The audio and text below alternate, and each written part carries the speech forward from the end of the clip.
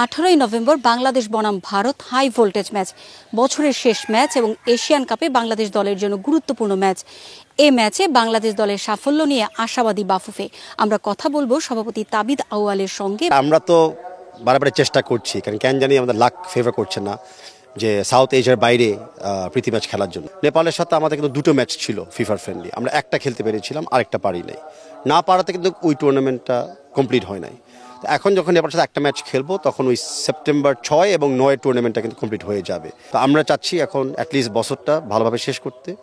দুটো ম্যাচ আছে এশিয়ান কোয়ালিফিকেশনে। আমরা বিশ্বাস করি যদি ইন্ডিয়া আর সিঙ্গাপুরকে আমরা হারাতে পারি, অ্যাটলিস্ট গ্রুপে আমরা সেকেন্ড প্লেসে থাকতে চাই। 26 মার্চ আমরা যখন শিলংয়ে খেললাম তখন কিন্তু ভারত আমাদেরকে নানাভাবে হেনস্থা করেছে এবং আমরা অনুশীলন সুবিধা নিয়ে নানা ধরনের প্রতিবন্ধকতার সামনে পড়েছিলাম। দেখেন, বাংলাদেশের সংস্কৃতি অনেক ভিন্ন। আমরা বাঙালি কালচারটা সবসময় জানি আত্মীয়তার কালচার। দ্যাট ডাজন্ট মিন আমরা ভারতকে কোনো ছাড় দিব, বাট ডেফিনেটলি যেটা মিনিমাম রিকোয়ার্ড রেগুলেশন অনুযায়ী সেই মিনিমাম রিকোয়ারমেন্টটাই আমরা ভারতকে আনইন্টারাপ্টেড আমরা প্রোভাইড করবো।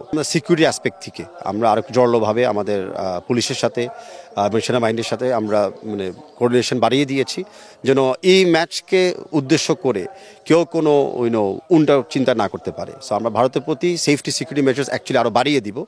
কাবরেরাকে রাখার তার ভবিষ্যৎ, তাকে নিয়ে তো এত সমালোচনা। কন্ট্রাক্টটা বেশি দিন আর নাই, তবে কন্ট্রাক্টের বাইরে অনেক কিছু করা যায়, কিন্তু কিছু কারণ বা ব্রিচের কিছু কারণ থাকতে হয়। তো এখন এই মুহূর্তে আমরা ওগুলোর কোনো ভাবছি না।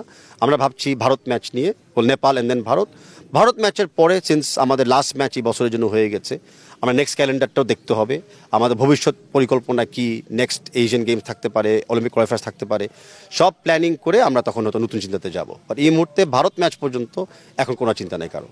আমরা কিন্তু মিয়ানমার এবং আফগানিস্তানের ম্যাচ দিয়ে নিরপেক্ষ ভেন্যু হিসেবে বাংলাদেশ চেয়েছিল যে এক নিরপেক্ষ ভেন্যু হিসেবে বাংলাদেশকে প্রতিষ্ঠিত করতে এবং প্রথমবারের মতো আয়োজন করতে, তো যে জিনিসটা হলো না। বাংলাদেশ অলরেডি কিন্তু নিরপেক্ষ ভেন্যু হিসেবে স্বীকৃতি পেয়ে গেছে। তো খালি আফগানিস্তান না, আপনি জানেন যে পাশাপাশি দেশ ভুটান, নেপাল তারাও হোম ম্যাচ খেলতে পারে না।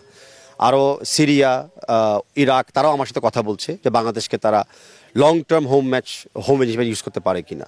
তো একটা পর্যায়ে আমরা এগিয়ে গিয়েছি, বাট ডেফিনেটলি মিয়ানমার যে আচরণটা করেছে বাংলাদেশের বিপক্ষে, সেটার ব্যাপারে আমি প্রস্তুতি নিচ্ছি যে একদম সর্বোচ্চ স্তরে আমি যাব, অবজেক্ট করব। যদি কোনো লিগাল অ্যাকশন নিতে হয় আমি লিগাল অ্যাকশন পারসিউ করতেছি। কোনোভাবেই আমি এই ইস্যুটাকে আমি ছাড়বো না। পারভিন আক্তার, সময় সংবাদ, চাঁদপুর।